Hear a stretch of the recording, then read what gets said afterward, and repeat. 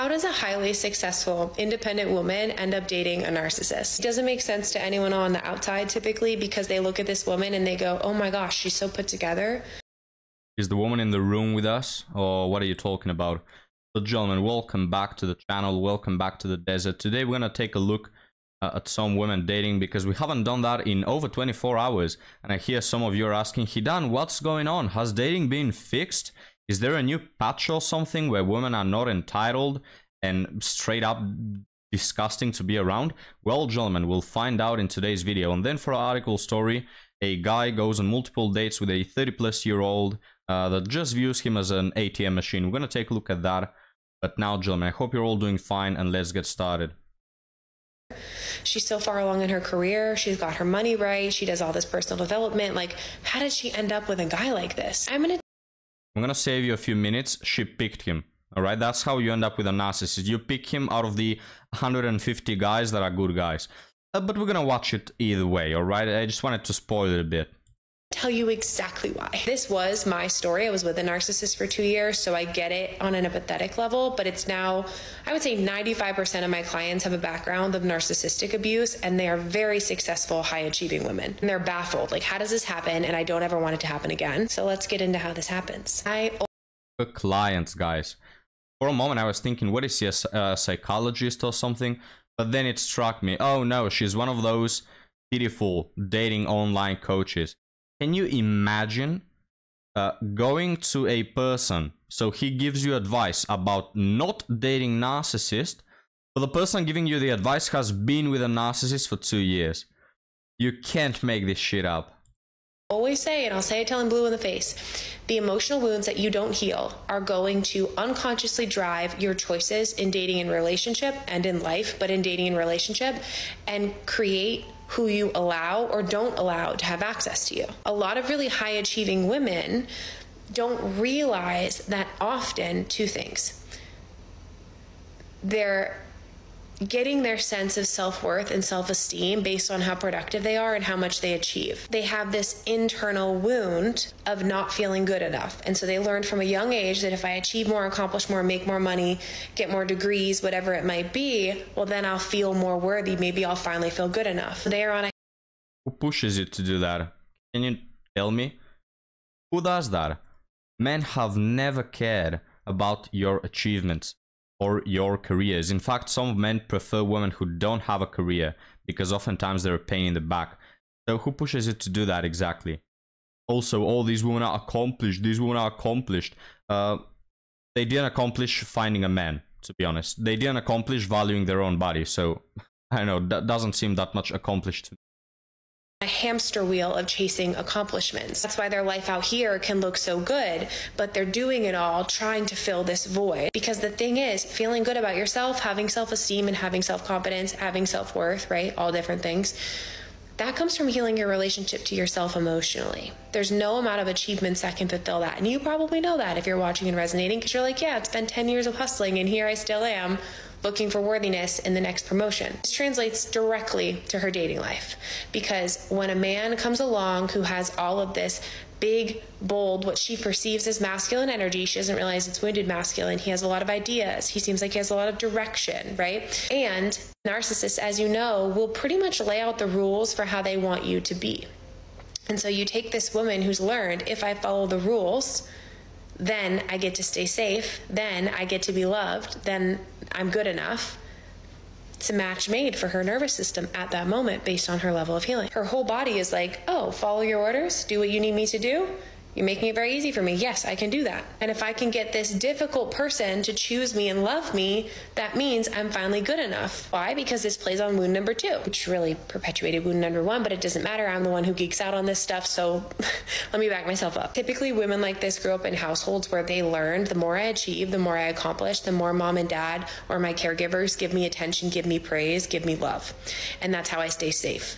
If I am not a good girl, then love and attention gets withheld from me. So I learned to be a pleaser, I learned to follow the rules, I learned to be a good girl, and then that keeps love and attention coming my way. So enter narcissist. It's perfect, because here's this difficult person who's going to make her jump through all these hoops, and she's going to break her back going, yes, I'll jump through that hoop. Yes, I'll change this about myself. Yes, I can be more valuable. Just don't leave me. She doesn't. Well, guys, you realize what a narcissist is now after a professional has explained it to us. It basically means a narcissist is someone who wants us to do something. But Hidan, women do that as well. Yeah, but they are not narcissists, right? When women grab you by the balls and basically manipulate you with their feelings, and sometimes by shouting or being aggressive, when they do that and manipulate you into bending to their will, that is not being a narcissist. But when as a man you say, hey, I really don't like this one behavior you're doing, oh, he is a controlling narcissist. Have you learned that now by now, guys? Realize these wounds of abandonment, these fears of rejection, this perfectionism, the self-worth wounds, all these things are driving her to choose somebody that looks good on paper, but isn't actually in integrity as an empowered masculine man. And until she's willing to go back and do the healing work, not just talk about her feelings, but somatically move them through. Talk therapy. There's nothing more funny than a woman talking about masculinity because they never get it right. Notice how they call it wounded masculinity and proper masculinity, you know, healthy masculinity. And basically the healthy masculinity is you bending to each and every will she has. That is masculinity in their eyes. No leading, no hitting the table saying, hey, this should be this way. No problem solving. The only problem solving there is to be done is when you listen to her. That is masculinity, guys. My hell. Is a great tool, but somatically moving things through your body is where the game changer is. It's the methodology I use with my clients, and it creates incredible freaking results. As she moves that energy through her body, the wounds start to leave, and then she will not find herself allowing in men who treat her like that, because she no longer needs to chase love or earn love. In fact, the idea of chasing love or earning love or forcing it is actually going to deeply turn her off. And she has a real sense of self-worth, so she's no longer chasing it and trying to get a man or a difficult person to choose her. One of my clients, let's call her client R, I've spoke about her before, came to me when she was getting out of a narcissistically abusive relationship of 10 years. And she had extensive background in psychology, so she could understand a lot of it, but couldn't figure out why she couldn't get her body to make a different choice. Wow. So this client is a psychologist for 10 years, and she allows herself, no, she's a psychologist, and she allowed herself to be in a relationship with a quote-unquote narcissist for 10 years. Well, isn't that just amazing, guys? That is like a mechanic who for 10 years goes walking everywhere because he cannot fix his car.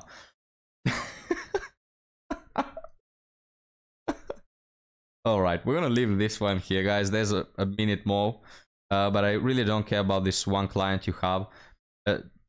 Spoken just like a snake oil salesman, you know? My hell, this one. Yeah, guys, you're a narcissist, all of you. All of you are narcissists. Like and subscribe if you're a narcissist. Now let's move on to this one woman that is going to talk about dating in Denmark. Let's find out if dating is equally as shit in other places of the world. Okay, so I get so many questions about why I don't like the dating culture in Copenhagen or why I think it's bad. So I just decided to reply this question with the latest dating experience I've had here. Let's go. So I met this guy while I was in the Kølbyen, or in English Midtparken district. It's like an area with a lot of bars and restaurants. It was like August. Okay, so we met, we just talked shortly, we exchanged Instagrams, and then since then we just started to talk. And I was traveling like this whole period, but just so you understand, we've been texting the whole time, every day, right? I would say you can actually see when someone is serious towards you, because you can see by their replies, like we had this long replies covering all the mess. I could really see, okay, he's like more serious, you know, he's actually involved. And then why I also kind of thought he's interested, because I left him on the scene a few times, you know, because I was in Greece, I was like not really in my phone, but then he would like write again, remind about himself, which is actually not really common for Danish people, but he was doing it. And okay, so this guy is double texting her, she's leaving him on scene, she's on a vacation, for all he knows. She may be not replying because she's trying to fit 5 sausages in her mouth, but he still double texted her. Now, what is my advice, guys? Let me give you an analogy. If you are in the Aztec jungle, alright? You're in the jungle and you see all these waterfalls, and you start jumping from the waterfall into the water, all right? Now, there is an above 0% chance that you might go down and beneath the water find a hidden cave with an Aztec treasure, all right? It's not technically impossible, it could happen, but most probably you'll just break your back on a rock, all right? So you could do that. You could start jumping, through all these waterfalls and expect to land upon a Aztec golden treasure. But again, most probably gonna break your neck, all right? It's the same with dating. If you want to do what this man is doing and be a gentleman and pursue these women and double text them and show effort and attention, you can do that. There is technically an above 0% chance that you'll meet upon a good woman who'll say, oh, look at him. He really is interested in me. He doesn't want to just bang me. But most probably, all right, what's going to happen is that you're going to stumble 99.9 out of 100 times upon a woman that is just going to trash your life. And she's going to break your neck, all right? So, hey, you do you, man. And I was like, oh, okay. He's like trying to get my attention, talking like this for a month and a half longer until we were both in Copenhagen. When we finally were both in Copenhagen, before this we were talking about, oh, okay, look, we're finally in Copenhagen, both of us. Let's go for a date. And he was like, I have a motorcycle. I was like, sure, let's go. We agreed for Sunday. We were getting closer to the Sunday. This guy disappeared, but I was like, yeah, no, doesn't matter. But then on Sunday he replies, okay, shall we go? And I was like, yeah, sure. The date went really good. I can just say this guy is not my normal type, but this guy just had another vibe. He was like a bit more serious. He wasn't like in a hurry, which I like because most of the guys they're trying to get something out of your date. Maybe I have to say that he was a Scorpio. I never dated a Scorpio, but gotta be careful with those as well. He drove me home. We ate ice cream. He really means it, guys. You gotta be careful with Scorpios. As you know, they are the worst zodiac sign. Please, if you're a Scorpio, guys, just... No, I'm kidding. But these people, guys, never dated one that believes this much in zodiac signs. They'll just go take you to divorce and say, well, you're a Scorpio. I mean, I had no other choice. Or, well, I cheated on you, but, you know, that's such a Virgo thing to do. How can you blame me? It was my retrograde. Now, it may sound absurd, but these people's philosophy really don't... They're close together, yeah? Cream. And then when we were already like saying bye, usually what I've experienced before, that guys always try to lean and kiss. To be honest, I hate this because it's just like... Because it's a bit like, you know, it's not natural, right? This guy didn't lean for a kiss and I was like happy he didn't do it. I really took it as a green flag. After the date, I had to take the flight, so there we chatted a little bit longer. And then I came back and guess what? He just didn't open my message, you know? I was just like, he just disappeared all of a sudden. Was I shocked? No. Surprised? No. Expected? Yes, because this is how it normally goes, okay? I waited a few days because sometimes they need longer time to reply, but he didn't. Then I got a bit like annoyed mainly, and I was like, oh, so you texted me every day for 1.5 months just to disappear in the end. Message. Guys, aren't you annoyed when that thing you didn't put any effort at all into doesn't go through? Don't you hate that? When you put zero attention and effort on something and it just doesn't magically simply work? Wow, do I hate it, guys. So this guy has been messaging her, double texting her for 1.5 months while she, you know, was on vacation, was on Greece and here and there, and the other thing, didn't reply to him a few times, left him on scene, went on a date, didn't even kiss the guy after all the effort he's been, you know, through. And wow, just stopped to care. And here I was thinking that he's just going to pursue me, I don't know, maybe 7 years until I show some effort back. Wow, surprising. Still, I don't know if it was open because I deleted the conversation, but I don't think he ever saw it. What my theory might be is that there must be another girl, because usually that's the main reason. There's always another girl or another guy, and because of this people disappear. Exactly 1 year ago, I had exactly the same situation with a guy where we were both talking for maybe 2 months because we were both traveling a lot. It was end of summer. And then we finally met. The date went really well. And used to have more dates, but then he just disappeared. I feel like it happens so often. Let me know if you can relate to it or if this is normal, but let me know.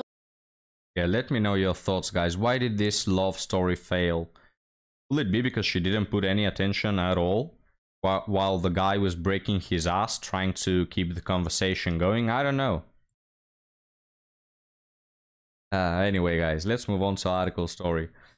Guilt from casual dating women in their 30s. I, 31 male, have been enjoying dating women in their 30s. They have been more honest, chill, and S3X has been way better.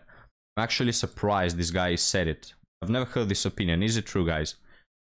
The only issue is the elephant in the room. Kids. I'm personally not ready for them, and I'm not sure I'll ever be. I can see how they transform my friends' lives and how they truly seem imprisoned by their current situation. I always answer honestly when dates ask me if I want children, but I don't advertise it. I'm currently dating this girl, 35 female, for almost 3 months. It started as a one-night stand, and since then we have just been going with the flow. Because that's the best plan you can have, right? Things are going great, and I could easily see us becoming long-term partners. You won't. Okay, something you pick up from this part of the story is that this guy has been dating these 30-year-old hags for, I don't know, 5 years, 6 years, a period of time that is quite lengthy, right? And notice how he hasn't committed to none of them. Yeah, well, it won't happen now. There's a reason why these women are single. Hell, guys, I'm 24. I mean 4024, and I don't see girls my age that are decent, let alone 30. It's just no. When women are good, you can't hide them for 30 years. You just can't. They are taken like hot bread, warm bread, should I say, you know? You can't hide these good women, these gems among coal for 30 years. All the women in their 30s, guys. There's a reason why in China they call them leftovers. But now let's continue. And sorry if there's one woman who is 30 and has some actually valid reason for being single, right? Don't mean to disrespect you. But for the most part, let's move on. However, we haven't talked about kids' expectations or even what we are to each other. I also have this fear that I'm wasting her time. Why do you care about her time? She clearly doesn't care about her own time. My question is, guys, again, she's 35, starting a quote-unquote relationship with a one-night stand. This is pathetic. This is why you are single at 35, because you're a hag. My hell. Just terrible behavior. Anyway, I also have this fear, wasting her time, yada yada. Who cares about this woman's time? My question is, when is it a good time to bring up children and whose responsibility is it? That is such a fucking dumb question, my guy. Why do you care about this now? You're just banging some leftovers. Why do you... It's not that deep. It's not that deep. You're just banging them and then throwing them like dirty towels. Why do you care about their time, children? When should I bring this up? Bro. Anyway, let's move on to the better one, guys. Venting. Broke up with an entitled woman. Let me know what you think about this one. I'm a dentist and dated an accountant on 3 dates, both of us in our mid-30s. I paid for all meals and she never offered to pay for anything. She even picked the second restaurant, yet never offered to pay.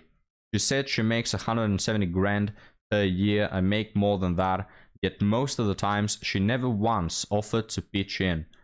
I'm not saying she should pay for every single thing, but she could have at least offered. It will show me she is not entitled. It's just that her attitude came off as "you owe me" attitude. Sometimes she never said thank you when I paid for stuff. I broke things off with her and never told her the real reason. I just said it's not a good match. She was surprised. Again, guys, we have a lot of women being surprised today in this episode. What? I didn't put any attention into this relationship and only did when it was convenient to me, and now the guy stopped caring about me? Wow. This other one being absolutely entitled and ungrateful, and she's surprised. What? This guy didn't wife me up? They are very surprised, guys. They are very surprised because they are shocked that you still may have some sort of resemblance of a standard, all right? You don't need to have any.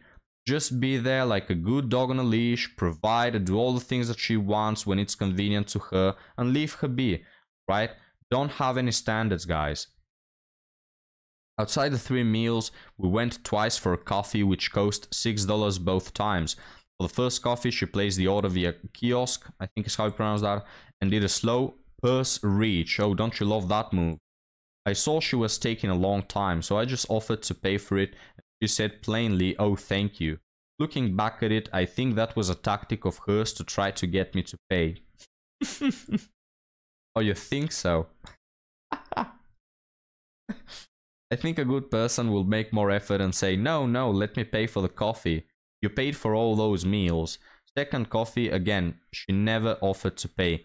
Guys, this is probably a woman. Now, this guy doesn't know, but this is the type of woman that comes back from her shitty work, fills a glass full of boxed wine, and watches some TikTok coach giving her crap advice. You know? She's probably watched the sprinkle bullcrap. She's probably watched some dating coach tell her how men owe you, the patriarchy owes you, you have to win that back. You should never pay for a date. Even if he pays $400 for the 3 restaurants, you should not pay even a single $5 coffee, alright? Because men owe you, because you are the prize and whatever, not bullcrap. This is the product that these TikToks make. And we have a career woman as well. Don't you love them, guys? Career women. Always with that delicious attitude they come. It's not about the money, but the attitude. I can afford all of it, but she seemed very comfortable in taking money from a man, despite herself making a very good income. Even for small stuff like coffee. Yeah, only picture her in a relationship, and the type of compromises that she will be willing to make. I don't like being treated like I'm some walking ATM. You can't just be modern when it comes to making great money, yet she is now traditional when it comes to spending money out of her own pocket, and she expects the man to pay all the bills. That is hypocritical. Well, we gotta love the conclusion. Yeah, it is hypocritical. But gentlemen, what do you think? My thoughts are, look, make a spreadsheet, calculate how much you've spent for 3 dates, and then divide it by the times you've screwed her from the back, alright? And then you have to think if a hooker will have done a better job, right? So let's say you've spent $500 on these 3 dates. If you haven't slept with her once, you just lost $500. You could have as well just just deleted that money. You could have thrown it into the fire. It would have had a better purpose. If you've slept with her once, is she worth a $500 street lady? I don't think so. How many times? 3 at most. 3 dates, 3 times. Is it worth it? That's like about $160 something for banging. I don't think it's worth it. I think a hooker would have done a better job. So that's it. You win nothing more with these women. There's nothing more. You'll not find a relationship with them. Career woman, red flag. 30, red flag. Entitled, red flag. Probably watches some TikTok bullcrap, red flag. Not feminine, red flag. Not traditional, red flag. So many red flags. There's nothing you can gain from these women other than using them like S3X dolls. And you have to calculate if it's worth the money, alright? In order to not be a moron like this guy. But gentlemen, thank you for watching. So, conclusion, is dating still crap? Yes. Dating is still crap, same as yesterday. No, more than yesterday, but less than tomorrow. But gentlemen, thank you for watching. I'll see you next time. Have a good one.